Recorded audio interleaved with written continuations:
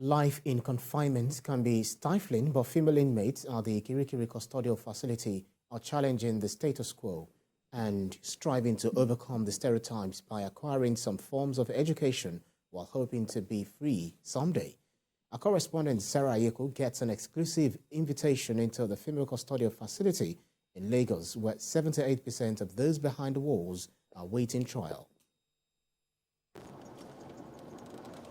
As we approach the gates of the female custodial facility of the Nigerian Correctional Service in Kirikiri, Lagos, southwest Nigeria, I realized how fickle life can be, thinking of the women behind the walls.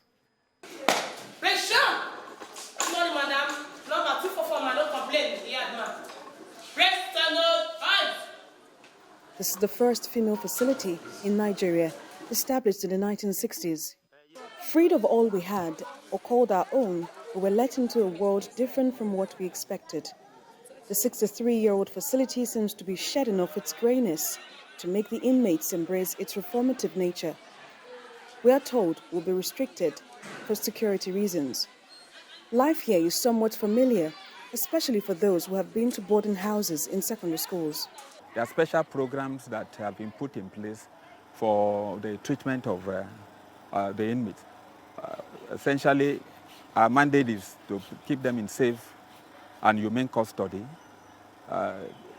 give them access to justice in motorized formation, identify the causes of their antisocial behavior, and give them some regimes of treatment. In 2018, the Nigerian Correctional Service got a laurel in recognition of its innovatively tracer program of equipping prisoners with useful skills and professions to facilitate income generation upon discharge. This is female custodial facility, the only female custodial facility in Nigeria where we have women of great influence, great women that are doing great things with a difference. That's what you like to call it? That's what yes, that's what I like to say, because we are doing different things that ordinary outside we may not have opportunity to do it. For the inmates, remembering what brought them into prison is painful. With tears in their eyes, they try to embrace the help and educational programs in the facility. To protect their identities, we are withholding their names and hiding their faces. Mary, not a real name, tells me how remorseful a time in the correctional facility has been, although she's still awaiting trial. When I had my case, I was depressed somehow, somewhere, and I was introduced to the various activities in the yard that could help me heal and then help me to know that there's a purpose I'm supposed to live for. I came in here, I find out that most people are innocent but ignorant, make us fall victim of the circumstances that brought us here. So for me, in person, I have learned to live a purpose-driven life. Being to prison is not a good thing, but getting inside here and back to the society, it's a different transformation. Although they made the wrong choices, the inmates are trying to make lemonades from lemons.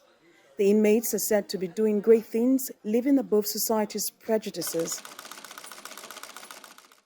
I came here because I was charged for drug trafficking. Shade, not a real name, is from Ekiti State. She joined the vocational team to learn tailoring with hopes that when she gets out in a few months, she can start up a business and get her children back. This is my family, my children, my loved one. Then I miss my work, making money. Being a breadwinner, because I'm a single mom. But because of this place now, I can sew. If I go out there now, I'll be able to maybe, if with the help of my family and so, I will be able to get something to start up with. I want to live above that stigma. So that is why I'm trying my best to be something and to take something out of this place. In the yard, women sit in groups waiting for the bell to be rung, a signal the day is over. While they wait, others take to the well to fetch water for the night. The facility hopes to phase out the rusty tanks and get boreholes befitting for the facility. For some, hope is thinning out.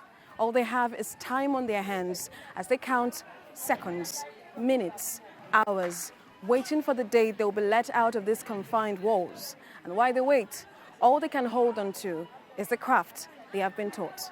Sarah Ayeku, TVC News, Lagos.